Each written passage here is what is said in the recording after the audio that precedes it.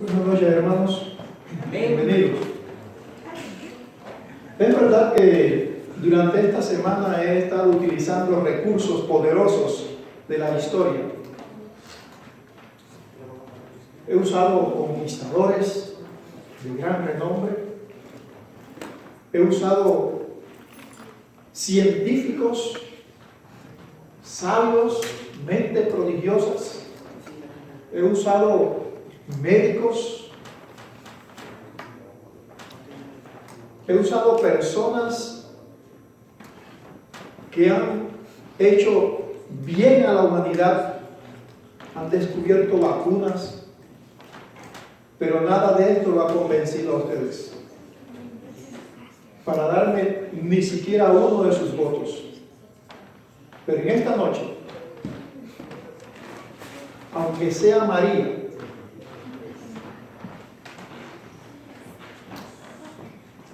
muchos de ustedes van a sentir el poder de este nombre en lo más íntimo de sus mentes y sus corazones. No hay nada más importante hoy. Uno de los descubrimientos que para nosotros es algo muy práctico, pasa casi inadvertido, pero es de suma necesidad. El GPS, el GPS, es el sucesor del mapa. El mapa que nos guía, que nos da la ruta, que nos conduce, sabemos dónde estamos y a dónde queremos llegar. Y la vida realmente es un recorrido que podemos diseñarlo sobre un mapa que tiene un comienzo y un final. Pero si lo miramos de manera histórica, la historia también necesita un mapa que guíe la historia de la humanidad desde el momento donde estamos hacia el momento hacia donde nos proyectamos. Y esto solo lo puede hacer alguna predicción que su nombre original se llama profecía.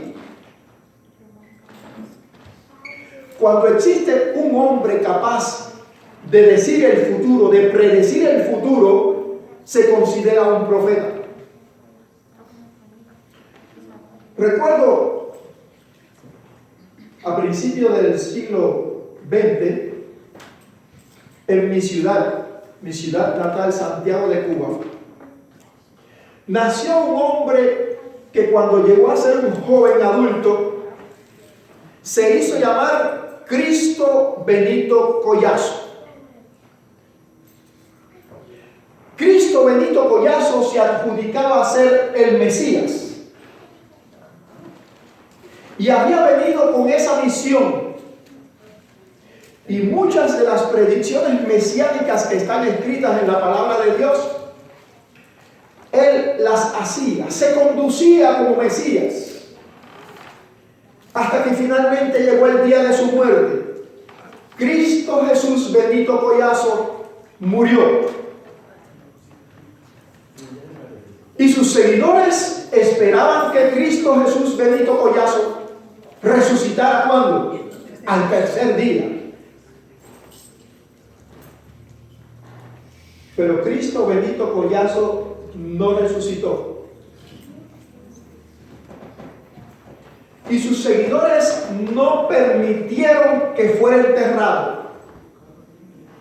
Cristo Jesús Benito Collazo estuvo prácticamente casi 2 meses cuando las autoridades sanitarias obligaron a sus seguidores a enterrarlo. Muchos años después aún se congregaban en memoria de Cristo Jesús Benito Collazo.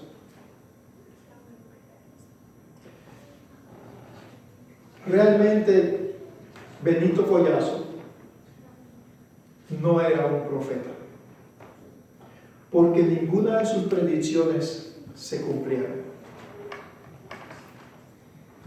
Por eso en mi lista para defender el hombre más importante de la historia, no está Cristo Jesús Benito Collazo. Pero este hombre, de quien les hablo esta noche, sí fue un gran profeta. No hay nada más importante para el mundo cristiano que saber determinar cuándo y en qué momento, y si es posible, quién es el anticristo.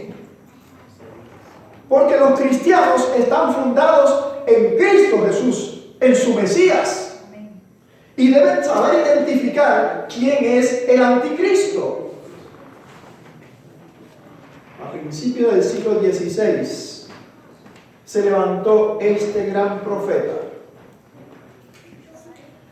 y en su libro de profecía, a mediados del siglo XVI, más o menos por el año 1545-46, él escribió su libro de profecías y dijo que el primer anticristo, escuchen esto, el primer anticristo se llamaría Naipaulorión,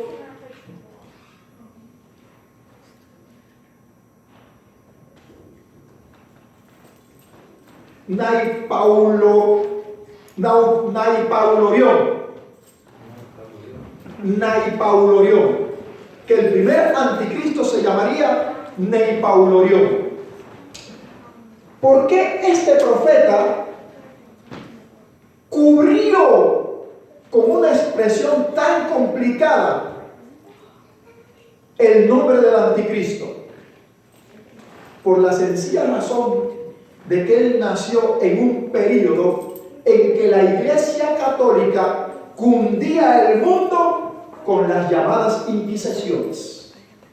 Y todo el que hiciera predicciones o siguiera la Biblia o leyera una porción de la Biblia o tuviera algo que ver con la iglesia y no fuera autorizado por la Iglesia Católica, ¿saben lo que pasaba? Moría. Y él trató de escribir las profecías que venían para los últimos días con una forma de hablar que diera a entender, pero no exactamente. Y escribió en su libro Naipaulorión.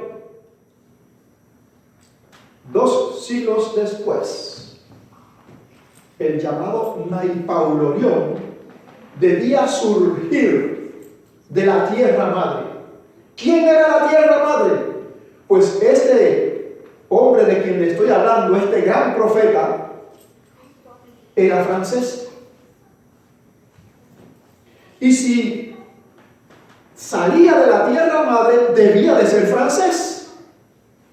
Y 2 siglos y medio antes nació el Naipaulorión, quien llegó a conquistar prácticamente el mundo.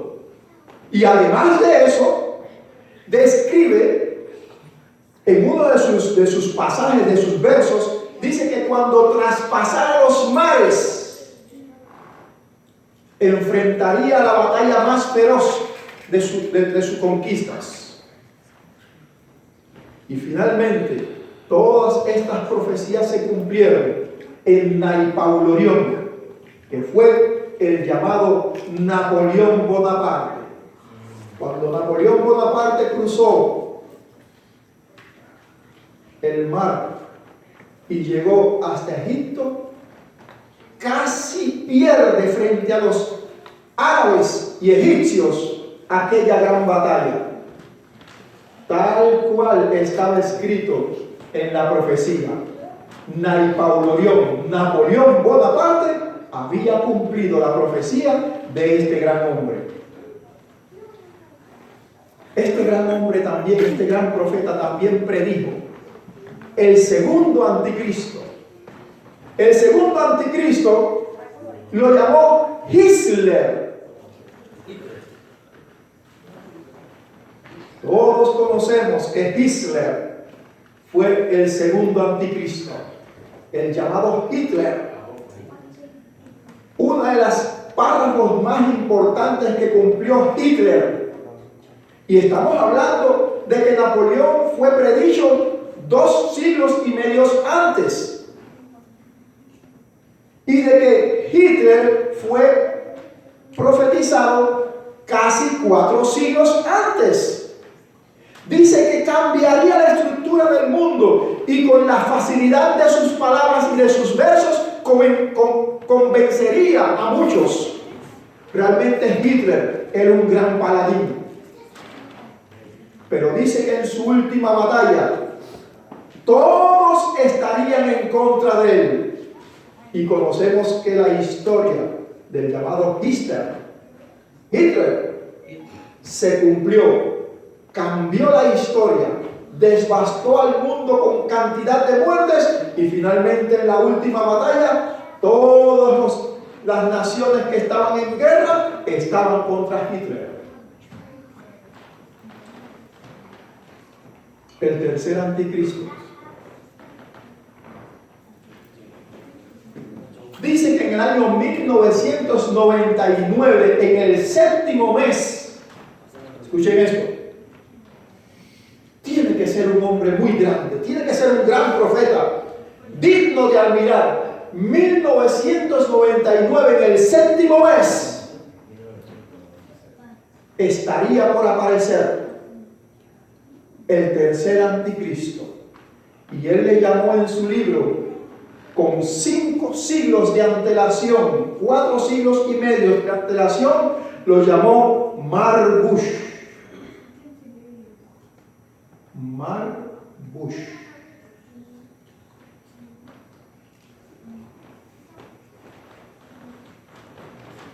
Un año y medio después, como dice el libro,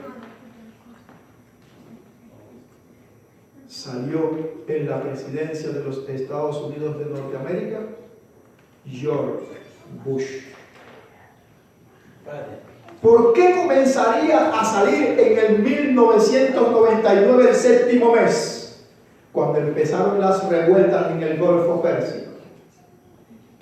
Dice que se estaba preparando un año y medio después el llamado Mark Bush. Subió a la presidencia de los Estados Unidos. Este hombre predijo la Primera y la Segunda Guerra Mundial. Predijo terremotos que se han cumplido inequívocamente en sus fechas. Para el año 2019, el año en que estamos, hay predicciones de este gran profeta. Dice que hay países que sufrirán las oleadas terribles porque el mar comenzará a subir debido a la gran cantidad de deshielo en los polos. Pero estos son cataclismos naturales. Lo más terrible para el año 2019 dice que muchos cristianos dejarán sus congregaciones para seguir a la madre religión, volviendo a rememorar los tiempos en que él vivía. Dice 2019, muchos irán en pos de la Iglesia Católica. Indudablemente, hermanos, indudablemente la profecía bíblica y la profecía de Notre Dame predicen el futuro. El presente que estamos viviendo está predicho por este gran profeta. Indudablemente, el hombre más importante de la historia es Notre Dame, he dicho. Notre Dame, la profecía de Notre Dame. Nostradamus. El hombre más importante de la historia. Adviertan el futuro en sus páginas. ¿Sabe lo que me parece curioso? Que su querido Notre Dame habla acerca de los anticristos, pero de quien vengo a hablarle en esta tarde, habla de profecías dichas al Cristo, que creo que son más importantes. Y voy a comenzar con una historia.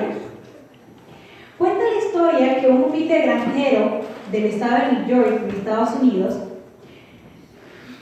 que también era licenciado de la Iglesia Bautista en teología, pasó 15 años de su vida haciendo un estudio exhaustivo de las Escrituras en busca de una profecía. Cuando hubo juntado todas las piezas del rompecabezas que debía armar a través de las Sagradas Escrituras, no dudó en contarle a todas las personas cuanto conocía, quienes también le contaron a todas las personas cuanto conocían aquella maravillosa noticia.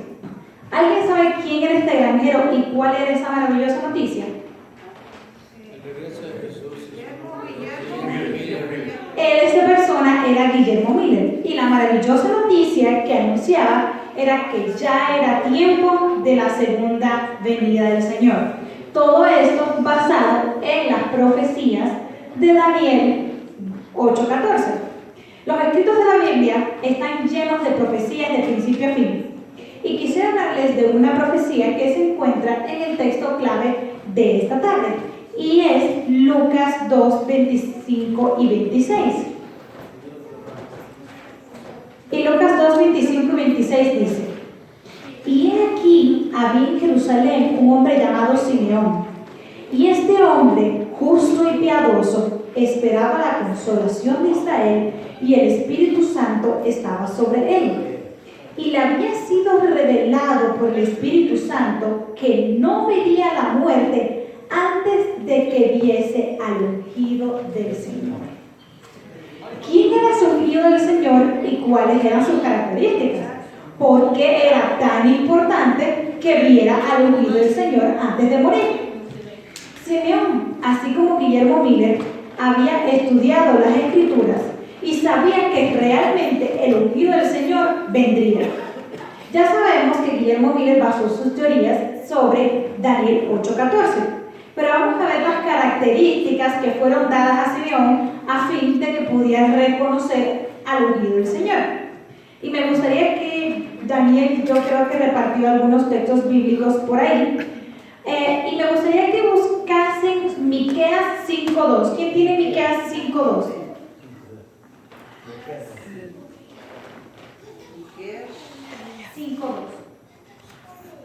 5:2 dice: pero tú, Belén Efrata, pequeña para estar entre las familias de Judá, de ti me saldrá el que será Señor en Israel, y sus salidas son desde el principio, desde los días de la eternidad. Amén. Bueno, esta primera característica nos dice que el ungido del Señor nacería en Belén. Vamos a la segunda característica, Isaías 61:1. ¿Quién tiene Isaías 61:1? Hermano Noé. El Espíritu del Señor Jehová es sobre mí, porque me ungió Jehová. Hame enviado a predicar buenas nuevas a los abatidos, a vendar a los quebrantados de corazón, a publicar libertad a los cautivos y a los presos abertura de la cárcel.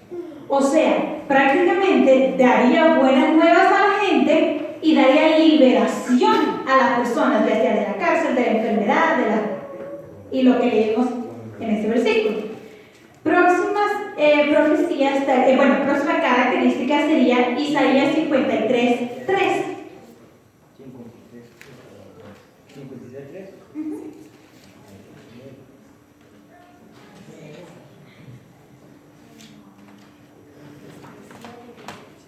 Despreciado y desechado entre los hombres, varón de dolores, experimentado en quebranto, y como escondimos de él el rostro, fue menospreciado y no le estimamos. Así que daría buenas nuevas, diera liberación, pero al mismo tiempo sería varón de dolores, sería despreciado por las personas. ¡Qué raro!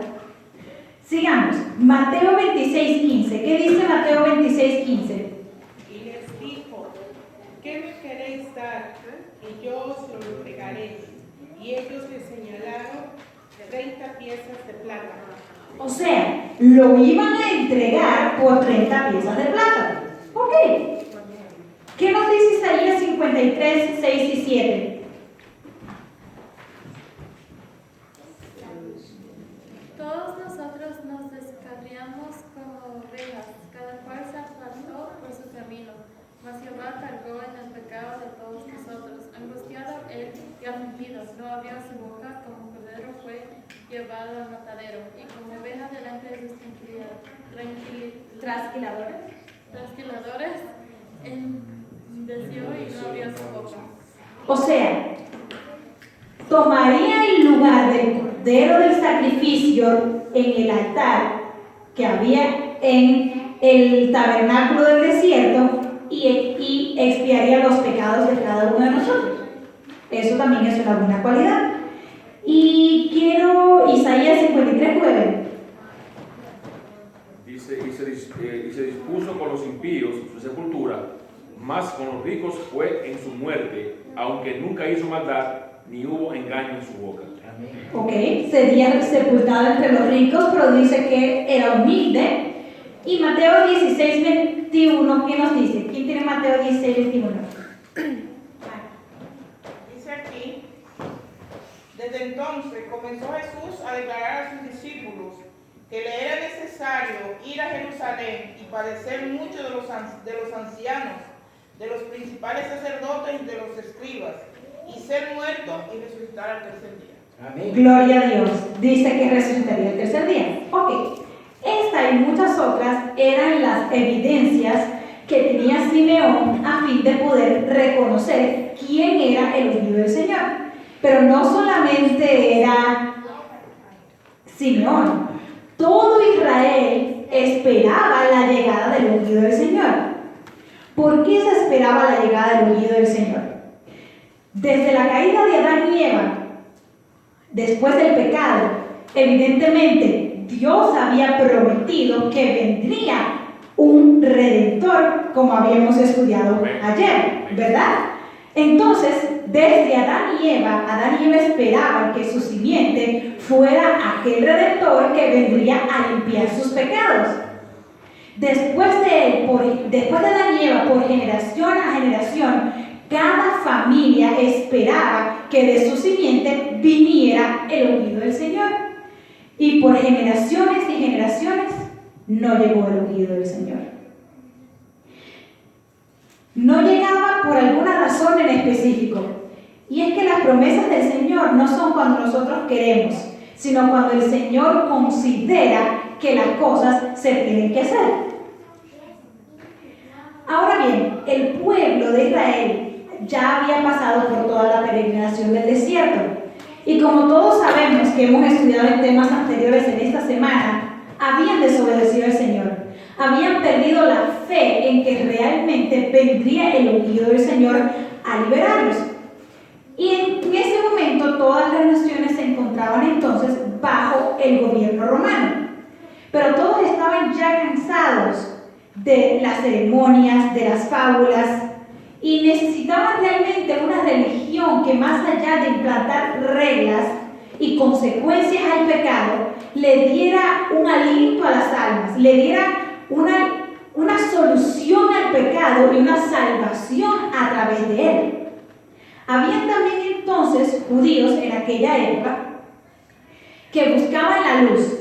Y no estamos hablando de la luz de Tomás Alva Edison. Eso es otro tipo de luz. Estos judíos buscaban la luz de la verdad. Y la luz de la verdad no la encontraban con un bombillo. La luz de la verdad la encontraban estudiando la palabra de Dios. ¿Y qué hicieron aquellos judíos? Lo mismo que Guillermo Miller, lo mismo que Simeón. Estudiar las escrituras para saber realmente cómo llegaría el ungido del Señor. Estudiaron las profecías de Daniel y, así como Guillermo Miller, llenaron de esperanza a miles de gentiles. Su pasión era tanta que muchos de los gentiles y los judíos comprendían mejor las profecías que los maestros de la ley.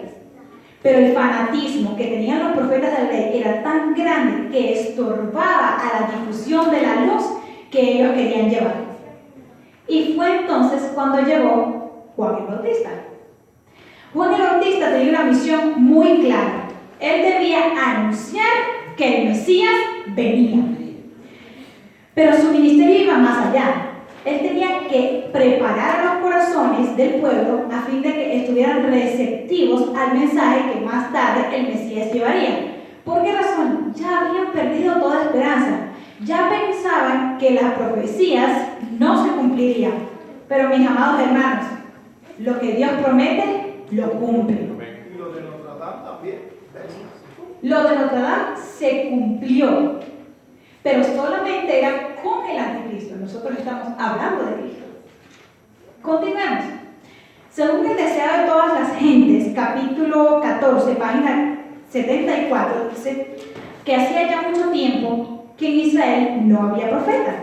No se había hecho una reforma como la que en este momento estaba ocurriendo. Y la situación había llegado a tal punto que el llamado a confesar los pecados parecía entonces algo novedoso, algo nuevo, algo que no se conocía. Y lo peor de todo era que los líderes religiosos no querían ir a ver a Juan el Bautista por temor a tener que admitir sus pecados y secretos mejor guardados. ¡Qué vergüenza!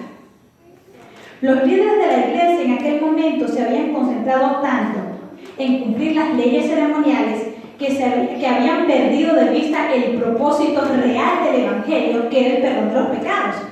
Y fue esa exactamente la misión que tuvo Juan el Bautista. Él debía gritarle al mundo: el Mesías viene. Porque las promesas de Dios, mis hermanos, no tienen fecha de caducidad. Se cumplen porque se cumplen. Amén. Sí es. Y vamos a comprobarlo si se cumplió esa profecía o no. Continuando los versículos que siguen después de nuestro texto clave de la historia de Simeón. Lucas 2, 27 al 32. Yo voy a leer la primera parte y me gustaría que alguien más leyera el final. Movido por el Espíritu Santo, fue al templo. Y cuando los padres del niño Jesús le trajeron para cumplir por él el rito de la ley, él tomó al niño en sus brazos y bendijo a Dios y dijo: ahora, Señor, permite que tu siervo se vaya en paz conforme a tu palabra. Amén. ¿Y qué sigue diciendo? Lo cual has preparado en presencia de todos los pueblos, luz de revelación a los gentiles y gloria de tu pueblo Israel. Amén. Amén. Conforme a la profecía, el anhelado Mesías llegó. Lo que sucedía era que ellos esperaban un Mesías de una forma equivocada. Ellos esperaban un Mesías que implantaría su reino aquí en la tierra y derrotaría al Imperio Romano. Un reino sin llanto, ni dolor, ni enfermedades, ni hambre. Un reino que se basaría, según ellos, únicamente en lo material. Pero al llegar el Mesías se dieron cuenta de que estaban totalmente equivocados. El Mesías sí secó el llanto de los dolidos, calmó el hambre de los hambrientos y sanó a muchos enfermos, pero no para implantar su reino, sino porque se dio cuenta que estas personas eran rechazadas por la sociedad, eran hechas indignas de formar parte del reino celestial, ya que para los líderes religiosos de la época la enfermedad era un pecado. Y eso no es una alegación mía. Podemos comprobarlo. Vayamos a Juan 9.2. ¿Qué dice Juan 9.2? Y sus discípulos le preguntaron: ¿quién pecó, él o sus padres, para que él naciera ciego? Y esto a mí me toca de forma personal. Le preguntaron quién había pecado, si él o sus padres, para que esto fuera ciego. Y en aquella época yo me imagino que la presión de la sociedad era muy fuerte, porque esas personas no podían ir al templo, esas personas no se podían presentar en sociedad, no podían tener familia, estaban aislados. Lo mismo pasaba no solo con los que eran ciegos, con los que eran mancos, con los que eran inválidos. Con cada una de esas personas era una presión que tenía la sociedad sobre ellos, que los obligaba a sentir que realmente ellos habían cometido un pecado, ¿verdad? Y a mí me toca esto de forma personal, porque cuando yo era pequeña, yo pasé 21 días ingresada en terapia intensiva con una bacteria en sangre. Yo tenía un estreptococo en la sangre y un estafilococo en la mucosa, que adquirí después de que salí de terapia intensiva. Y una familiar lejana de nosotros se presentó en el hospital a visitarme, entre comillas, y lo primero que esta persona me dijo fue: ¿qué pecado tú has cometido que ahora Dios te está castigando? Yo tenía apenas 10 años de edad y nunca se me han olvidado esas palabras, nunca. Y eso que yo no estaba en una sociedad en la que se oprime y que realmente se cree que por tu pecado es tu enfermedad, pero eso quedó marcado en mi corazón para siempre. Tal fue que yo sentía realmente que yo había cometido un pecado muy grave y que por esa razón yo me encontraba en el hospital. Y yo le doy gracias a Dios porque mi mamá me explicó que realmente las cosas no eran así. Que yo había nacido en carne de pecado, así como usted y yo. Y que la enfermedad es un resultado de que hemos nacido en un mundo de pecado. No porque usted no esté enfermo no quiere decir que usted no haya nacido en un mundo de pecado. Usted nació en un mundo de pecado igual. Ya la enfermedad no solamente el resultado. Bueno, hoy en día la enfermedad es hasta por el medio ambiente, porque nosotros mismos lo hemos dañado. Pero en aquella época la situación era mucho más dura porque toda la sociedad vivía esa opresión y ese dolor. Y básicamente el plan de salvación por el cual vino el Mesías al mundo era el perdón de los pecados.